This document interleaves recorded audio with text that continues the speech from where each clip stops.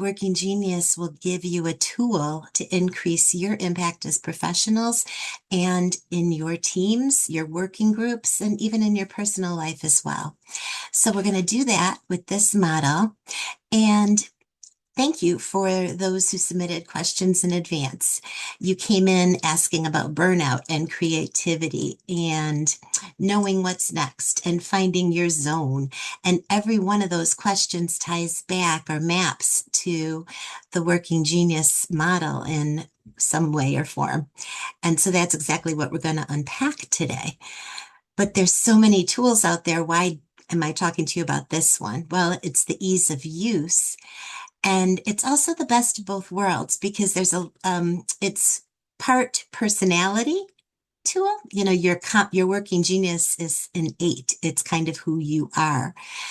But also it's specifically designed for work, for getting things done. So it goes beyond the personality assessment to reveal how individuals add value.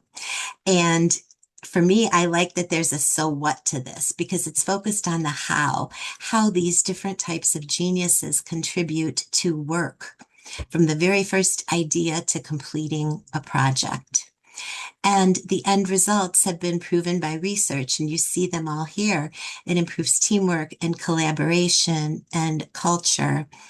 Um, and once we have that appreciation for other people's types, their styles, it can help us to harness their talents to get better results, but also boost psychological safety. And you'll see examples of that as we move forward.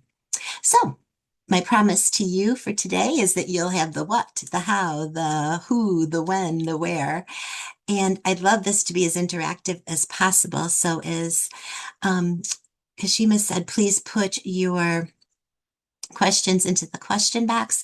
We'll be stopping for a question break about the middle of our time together and then again at the end.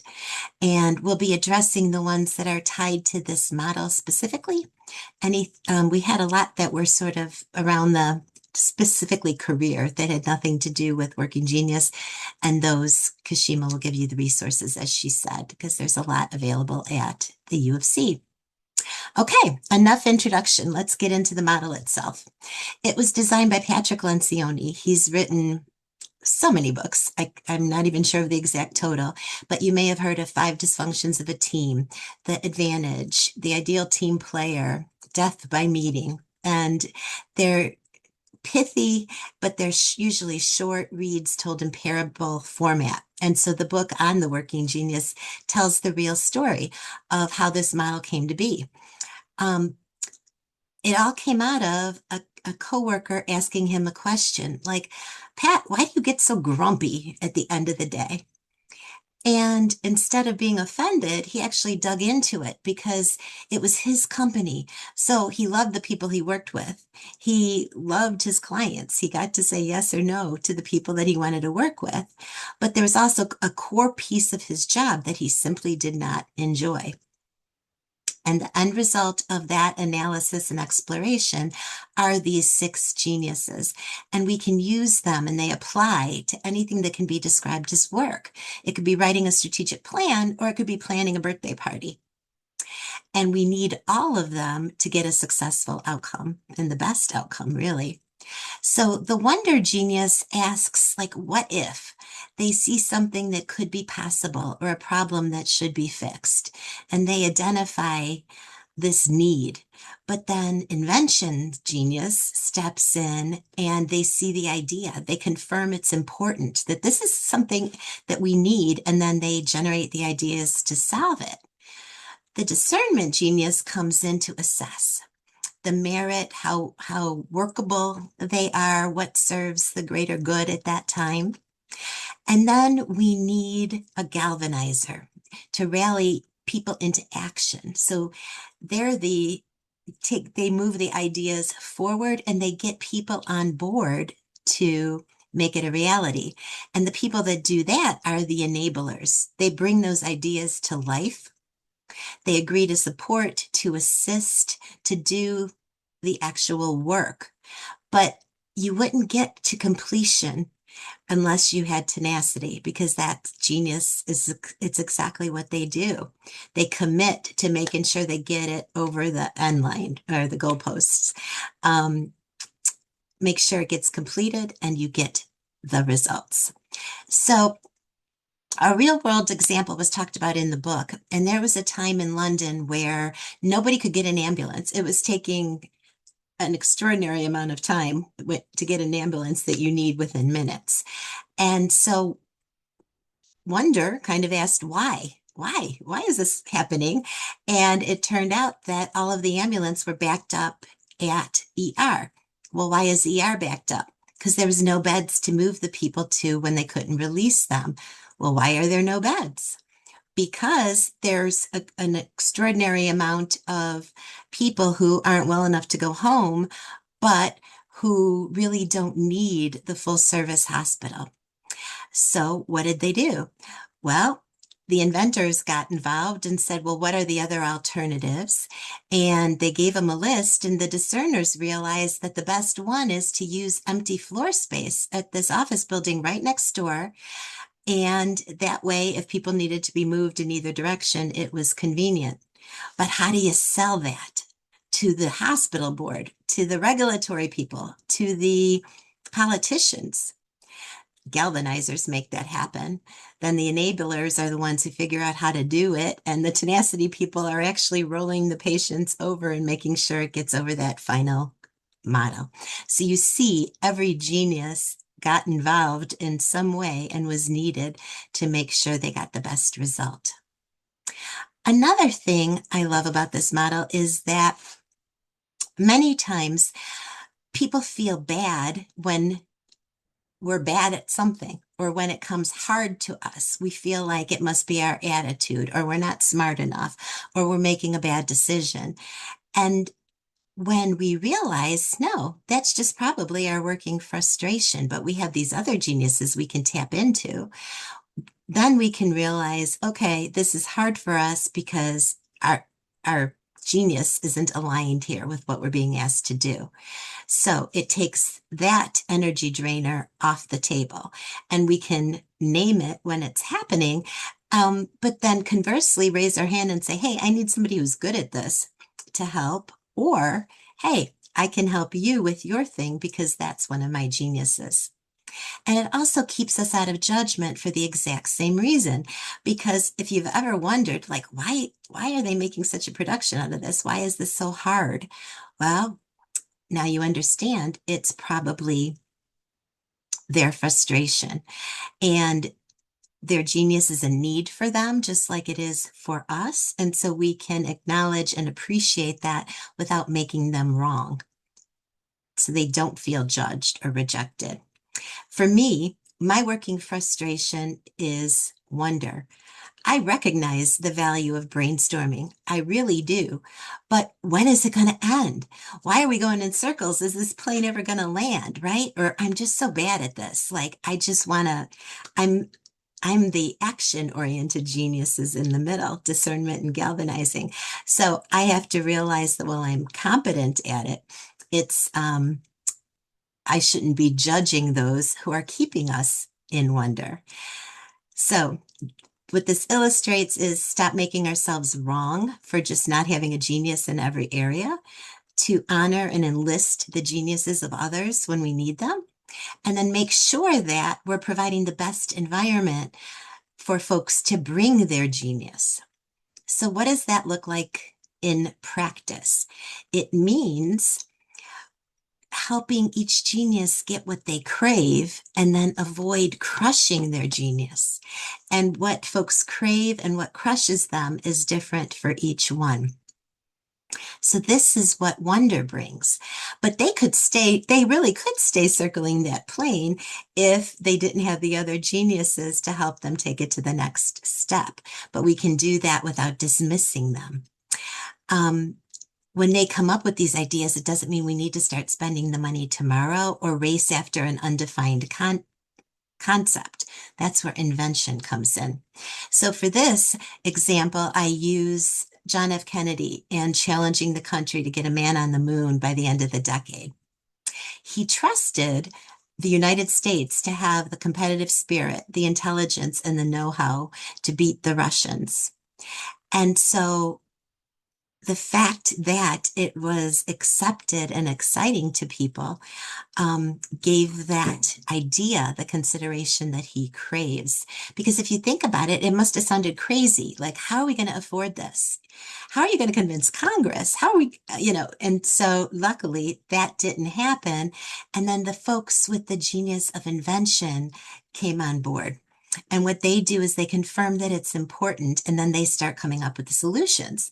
So JFK had NASA, and of course, that lights them up. They're willing to explore it. They signed up because they saw they could do it. It was important, and it was charged to make this happen. But you need to give them the freedom to go explore. If you start putting them in a box, that frustrates them and you don't get their best work. NASA had to be able to throw everything at the wall. Or if you saw the movie Hidden Figures, you saw the human computers have just literally walls of blackboards trying to find a formula that will actually make it possible for them to land and take off again. Once they came up with all these ideas, though, they have to make the call. Somebody has to do the go or no go.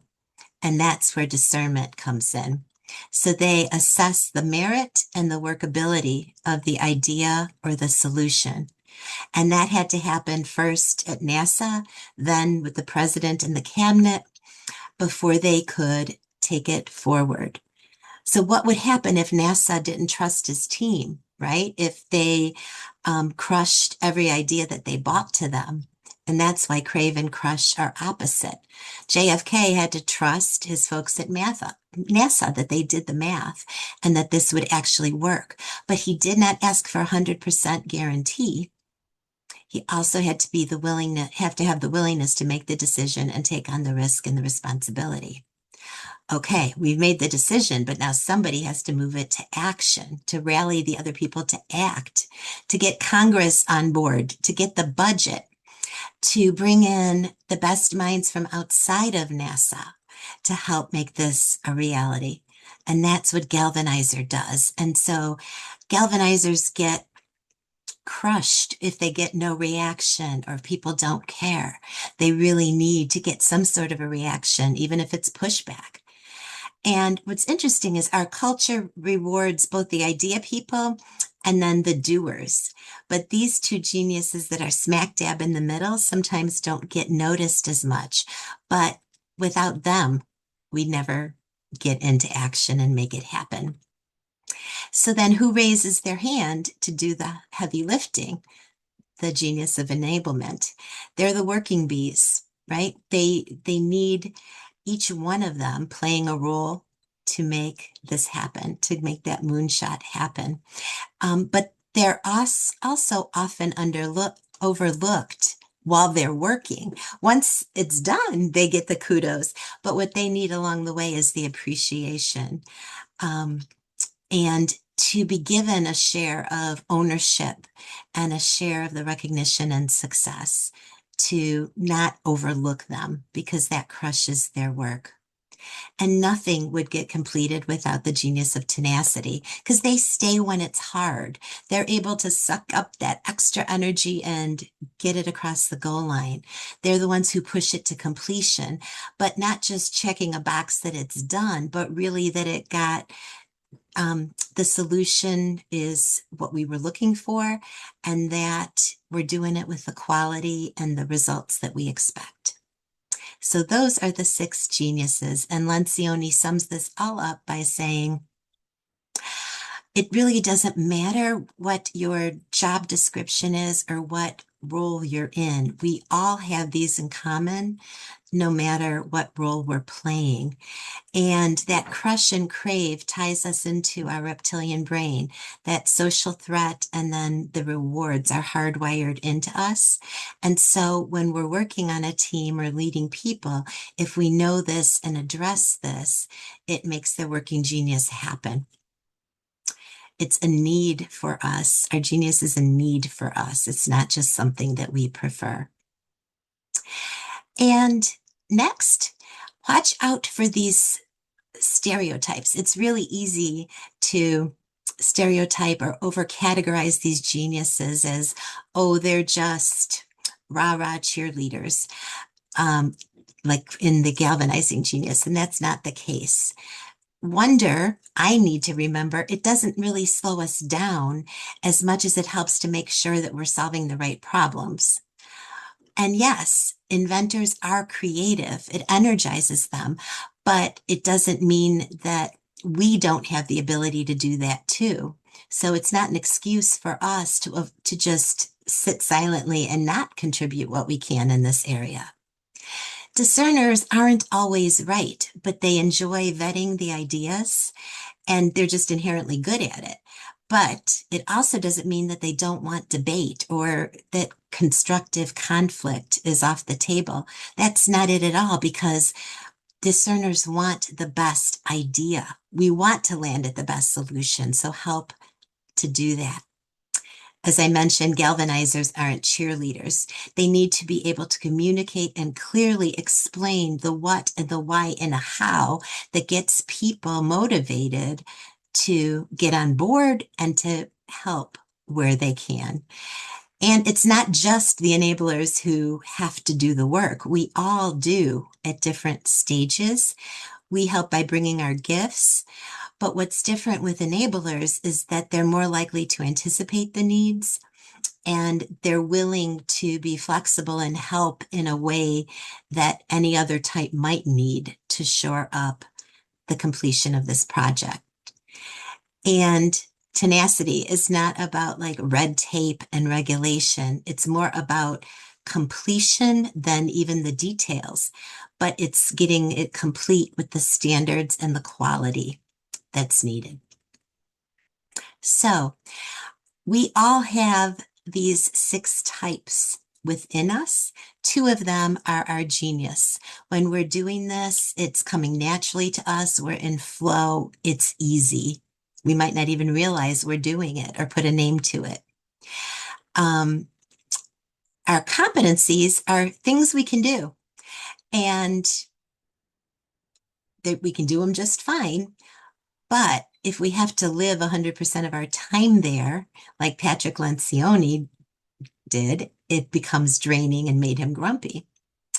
And then our frustrations are the things we procrastinate that take us forever, that we do anything to avoid.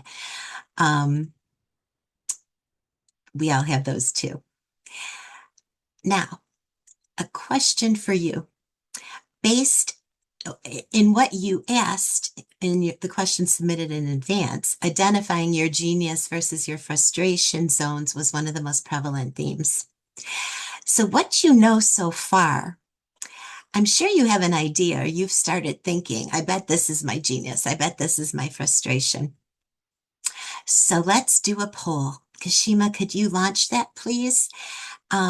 Pick 2, or if it only allows you to pick 1, pick the one that you are most confident is your working genius. And let's see who we have in the room. I'll tell you later on in our time together how you can find out for sure and get a working genius assessment. Okay, we're about 45% of you have participated. We'll wait till it gets a little bit higher.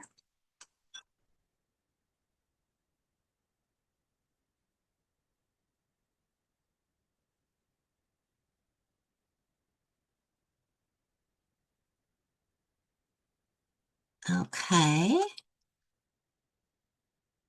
We're at 62%. All right, let's shut the poll down and see what we get. Can you guys see the results? It looks like we have the most discerners, followed by wonder, which makes sense to me because that totally fits with the folks that we see at University of Chicago. All right, very good. So now let's take it to the opposite. What do you think are your frustrations?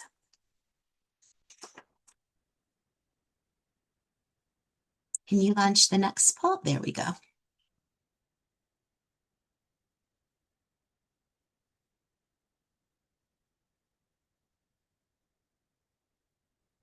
We're about 25%.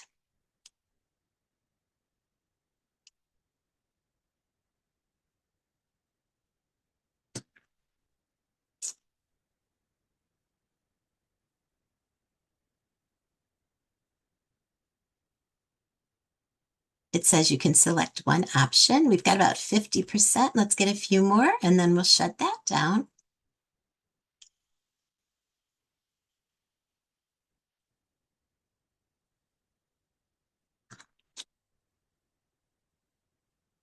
All right. I think we can close the poll and share the results. It looks like we have the most frustration in galvanizing and tenacity. That makes sense. Galvanizing, I think, is what's hard for most people to do. It's that influencing without authority that can come in there. So thank you for that. Okay, I'll keep moving.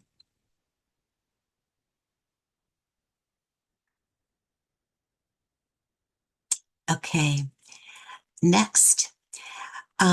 Here's an example of what the actual report looks like, or at least the key part of it. This happens to actually be Patrick Lencioni's report. It is available online on their website for $25. And that way you can find out for sure and validate that. So in this particular case, what energizes Pat is coming up with the ideas and solutions, and then eventually picking the best one. Whereas working competency, he certainly can work on possibilities and brainstorm and wonder, and he doesn't mind rallying people to get into action. But what actually happened that was making him grumpy was he had to spend too much of his day in the galvanizing space. And so what he was able to do, and that was just a competency. So it's not that he can't do it, but when it became the majority of his job, that would lead to him getting grumpy. And then frustration is the doing, right? The tenacity enablement is why he had the team for that. And so it makes total sense with all the books and models that he's created. He clearly has the inventor component of it. And he's built a successful company. And as a consultant, he has to discern what solution to embrace and recommend. Because he did have a genius in, a competency in wonder, he didn't mind at all when his colleague brought up about his grumpiness. That just became something interesting for him to solve. And because of his working frustration, he was a great delegator. So he rarely needed to do that himself. Another place where I got a lot of questions in advance was about is burnout a genius zone problem? Or what do we do about the sludge that doesn't spark genius? Or how do I say yes to the right work? Or how do I live my genius in a misaligned environment? And the reality is the majority of people do not get to live in their genius 100% of their time at work or personally. We alternate through all six in a normal day in some capacity. But what we can, oops, sorry about that. I didn't mean to put that down so low. What we can look to is ways to use our working genius in our job more. We can volunteer to step in when we recognize that a particular genius is needed in a conversation or a meeting. And we can minimize the time we spent in our working frustration by either asking for assistance from someone who is a genius in that area, or minimize the amount of time that we spend in the frustration zone. Let's say we have to do 3 hours of working frustration stuff a day. Break that up into chunks as much as you can so that it doesn't leave you feel so depleted and drained if you can't make it go away entirely. Working competency is not a pro or a con, it's more energy neutral. And the reason I have the energy barrel on here is it's a a metaphor that I use a lot, that everything in our life is either giving us energy or we're scooping energy out to do something, to use it for something. And so when we're in our genius, it's filling that barrel. The competencies are pretty neutral in our working competency. And then frustration is definitely taken out a lot, or could even become a, a leak and make us grumpy if we're spending too much time there. So in practice, recognize you're not going to be in your genius zone 100% of the time. Look for more opportunities to use it in your day job and by stepping up where it's needed, and then break up the working frustration tasks as much as you can so that it's less draining for you. Another question we had up in the pre-survey was about, does your genius evolve over time? And what research has shown is that it's stable. Now, the model is young, but it's at least 5 to 10 years, I think, of data that they've been collecting. So if it feels like it's shifting, it could be our awareness is shifting, or also the context could be shifting. And also what I've seen is that how we use it in practice may shift with new technologies, for example, like AI. We can hopefully use AI for some of our frustrations. It helps us in thinking about our next job or career. As you look at the job description, how often would you be able to use your genius in that role, or be asked to do something that frustrates you? Where do you want to invest your time and dollars to develop? And is it possible to get job adjustments, or at least your time allocation, to ensure that too much is not spent in your frustration consecutively? So share with your boss this concept and brainstorm ways to support other team members with your genius, and where you may be able to raise your hand if possible. Okay, so I did a lot of talking. Kashima, do we have any questions that we should address at this time? Yes, we do have a question in the chat box. As a reminder to our audience, if you can submit questions in the chat box, excuse me, the Q&A box rather than the chat box, that would be great. Um, so we have a question from Pooja. How do you figure out which one of the working geniuses you are? Based on the definitions and the descriptions, you can make a pretty good assumption. So, like 60% of you were able to pick at least one that you suspect is your genius and one that you suspect is your frustration. But otherwise, as I mentioned, you can get the assessment for just $25 right on the Working Genius website.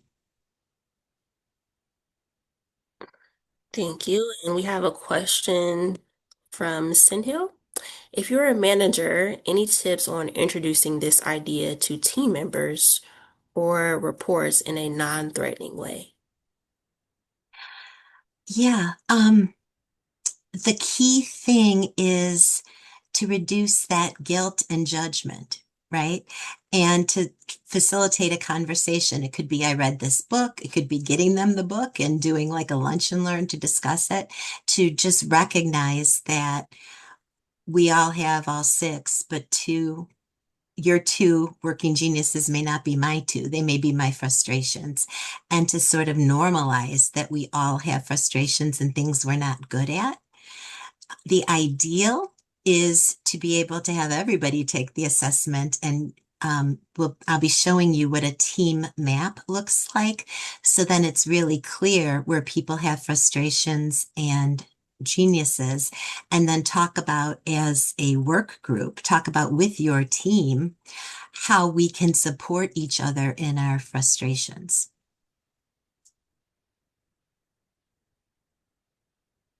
So we can take another question before we move on. Is it better to have a mix of all those working geniuses within a team for more efficiency? Short answer is yes. And in reality, it's not always possible. So, for example, I did an all-employee meeting for an insurance company, and they had all taken the assessment in advance. And as a company, of course, every genius is represented somewhere. But the underwriters, you can imagine, we don't expect to see a lot of wonder in underwriting, right? They need to get the work done and follow the process, make discernments about whether they're going to grant this policy or not. So there are certain functional jobs that require more of one genius and less of another. In those cases, well, who's got a working competency, at least in the genius that we need? And then bring them in when we're at the stage of the project where we need it. As you're going to see next, each genius operates at a different altitude, a different stage of a project.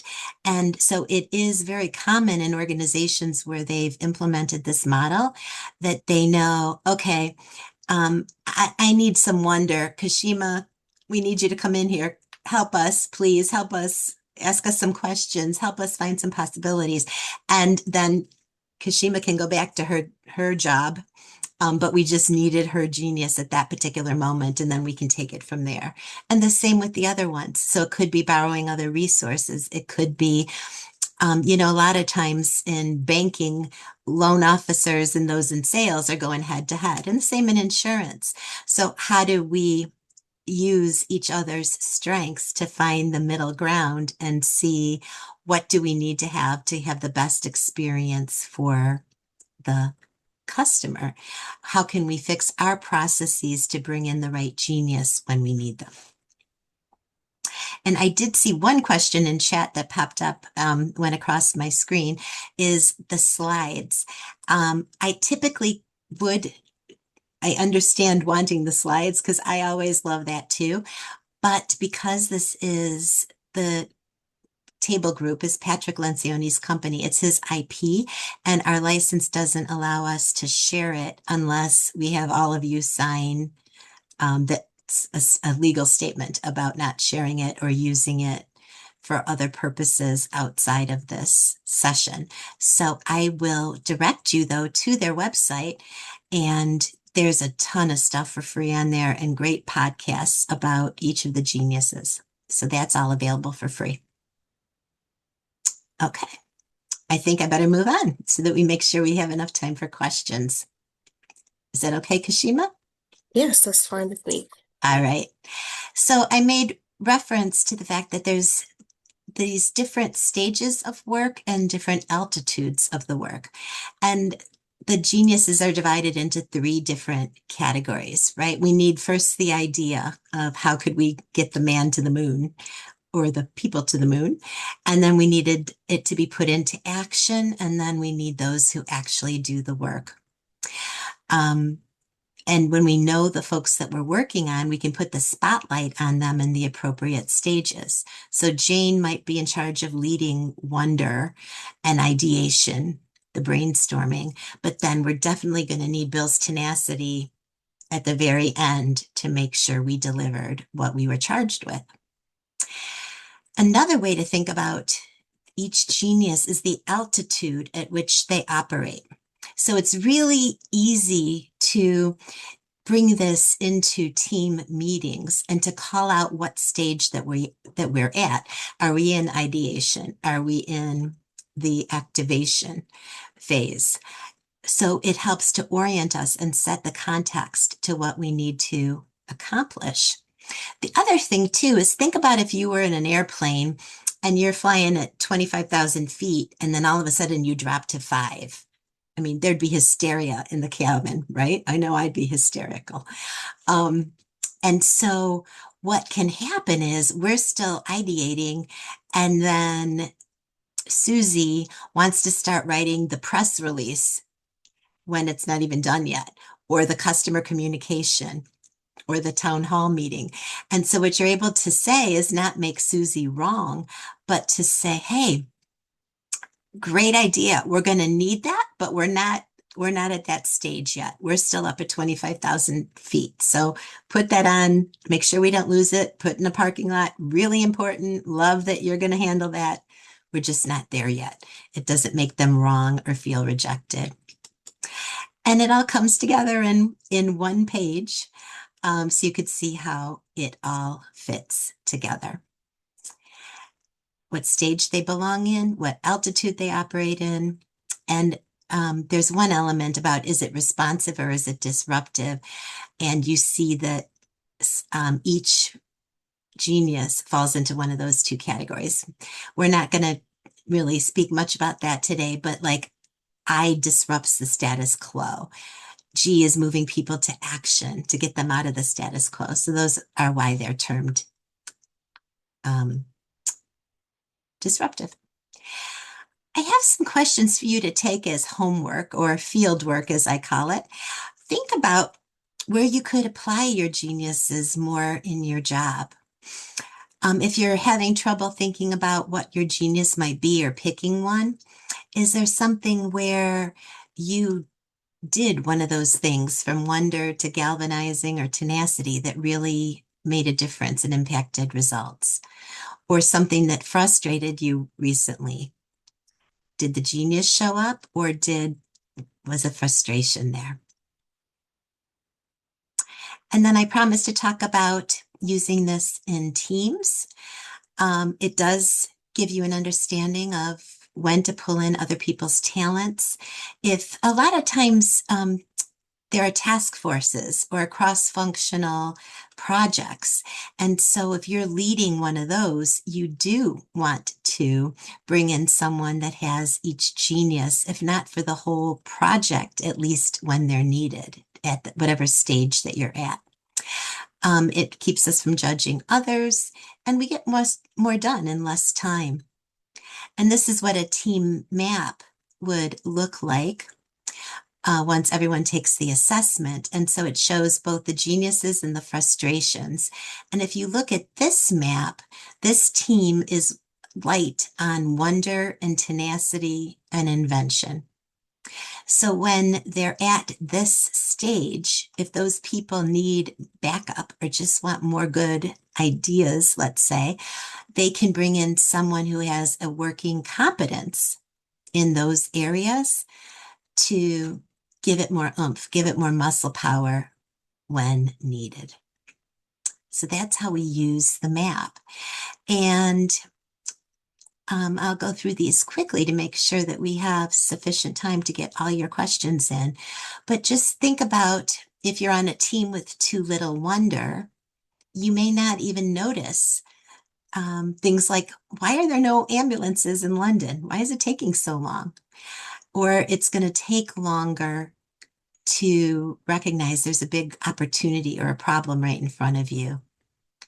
And then without invention, well, there's not innovation and you're doing the same old ideas and offerings.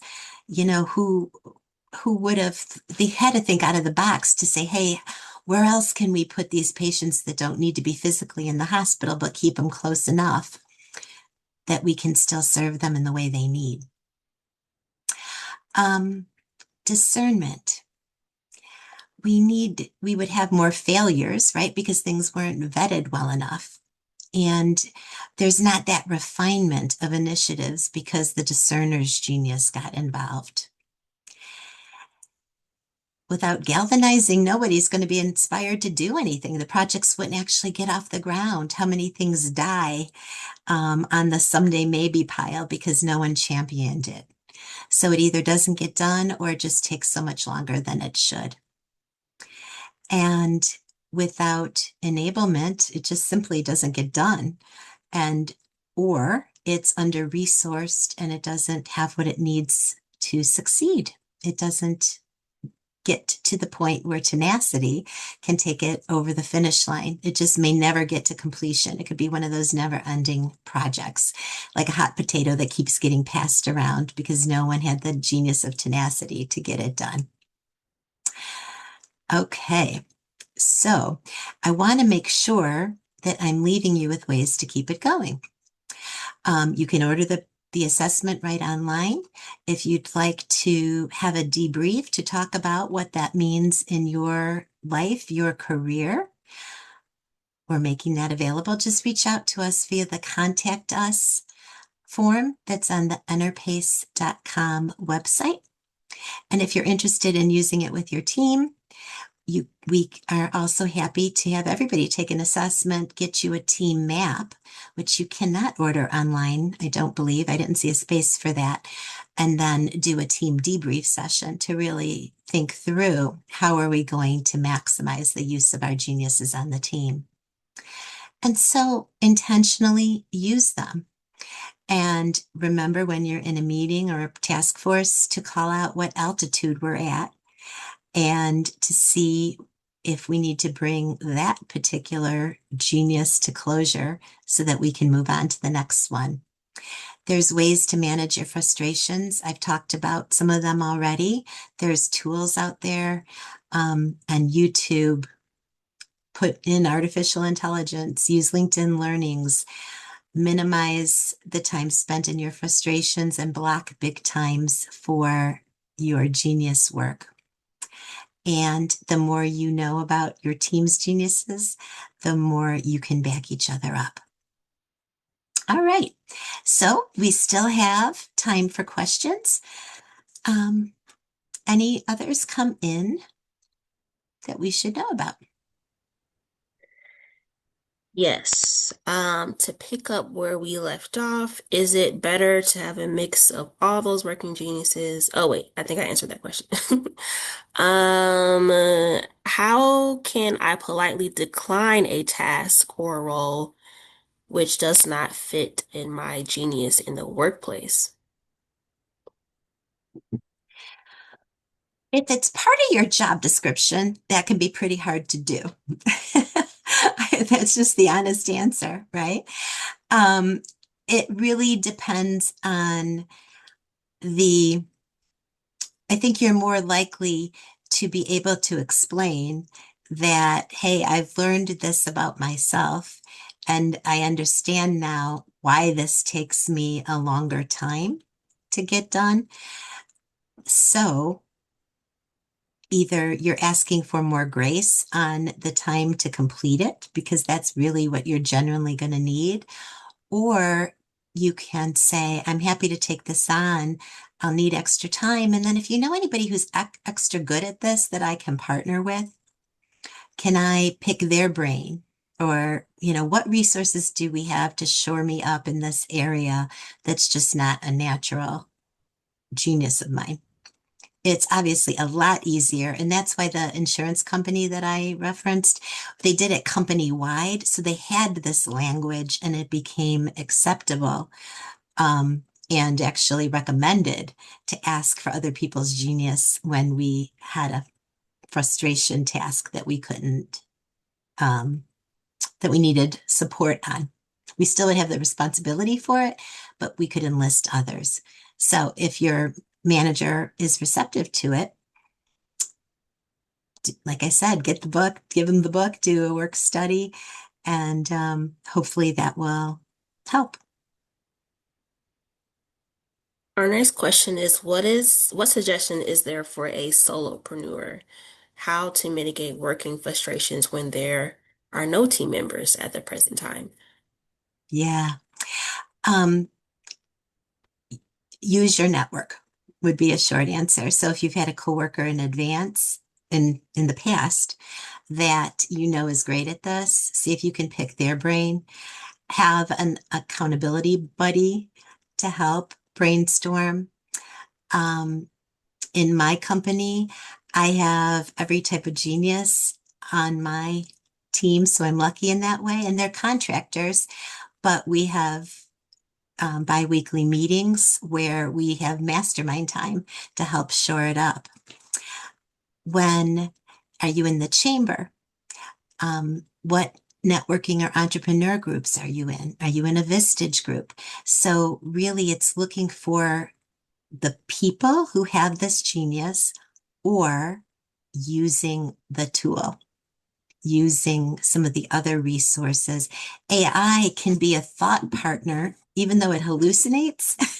You may not want to accept its answer as gospel. I think we all know that.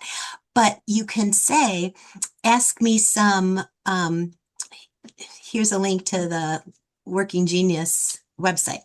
Ask me some wonder questions to help me think about this differently. Or I need to make a decision between A and B. What do you think is the best given these are my objectives?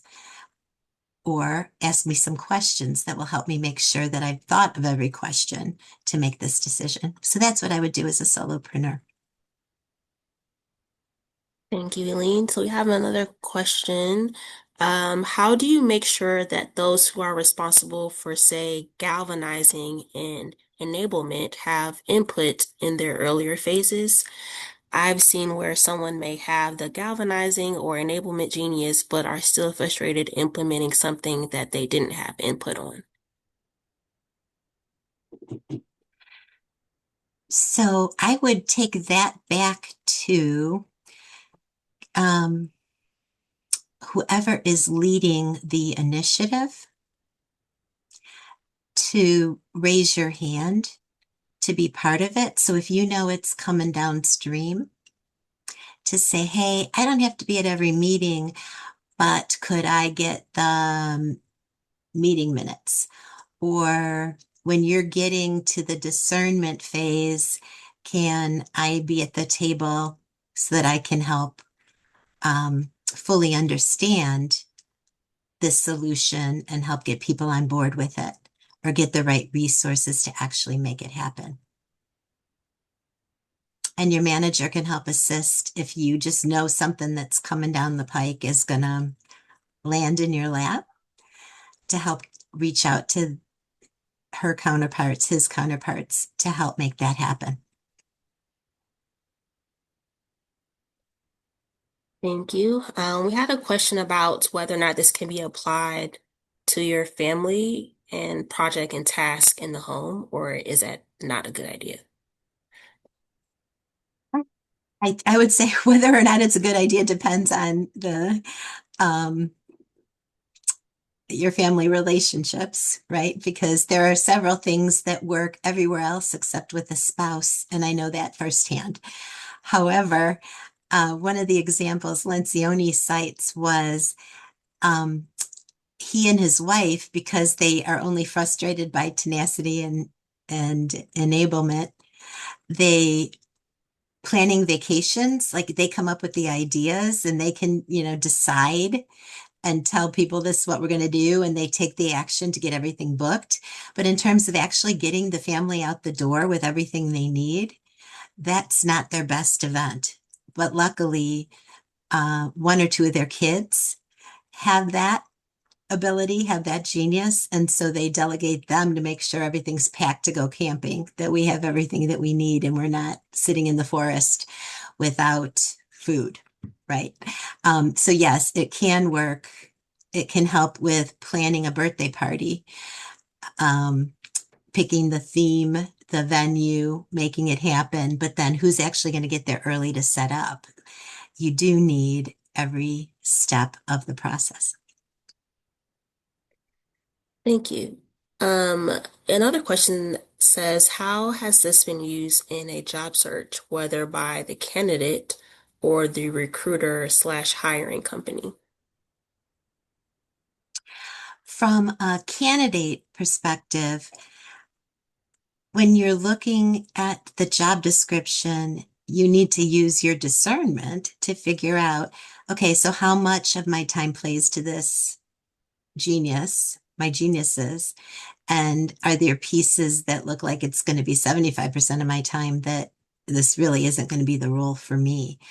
You can help bring it up in interviews or cover letters that you have a particular genius in this area and how it would relate to the job you're applying for.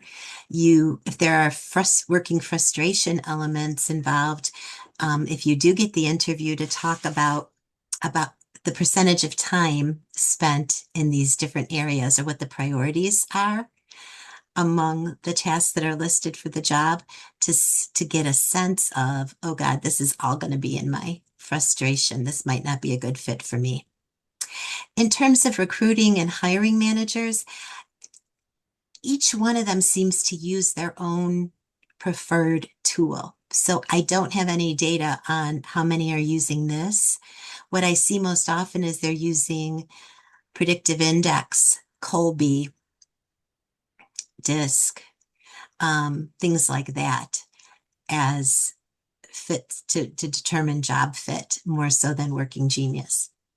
They should be, but the companies that use working genius do ask the kinds of questions to figure out what's needed in the role and what this person is bringing, but it's not in every company yet. I'm glad you mentioned this because there was a question about what is the added value of this model versus others like this. DISC is a pure behavior and personality model. I love DISC. It's my sort of go-to because it's on readily observable behavior, the way you show up, the way you do things, how fast you talk. Um, Very useful model.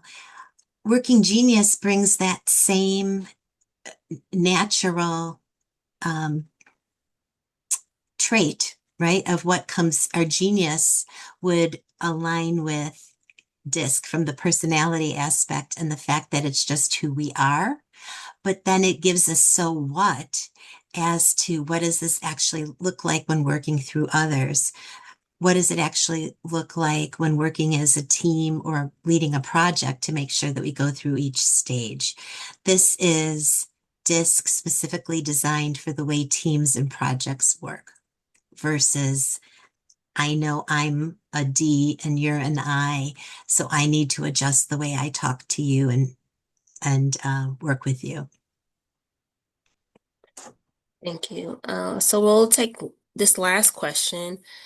What was the label distinction again for IGT versus WDE? The former was disruptor. And is it more likely that your working genius frustrations fall on the same side of that divide? I do not have research that shows it's likely to be one or the other. If I speak for myself, my genius is D and G. And so those are on both sides. And my personal frustrations are wonder and tenacity. So those two are on different sides. So, that's a sample size of one. I don't have great recall. Um, you know what else we can look at? Real quick, let me know. You made me curious. If we look at the team map, I'm not sure that they have things on the same side. So again, like if I just looked at Bo, his genius is galvanizing, but then he also has the frustration on the other side of the map. So it would make sense that their frustrations are opposite, but it also doesn't mean that their geniuses can't be on opposite sides. Great question. Yes. Okay, so that concludes all the questions. I don't know, Eileen, if you had any final words for us before we wrap up. No, I just thank everybody for your participation, for being here today. I'm happy to be a resource however I can to connect on LinkedIn and to help you to maximize the impact that you make in your work by harnessing your genius and minimizing your frustrations. Have a great rest of the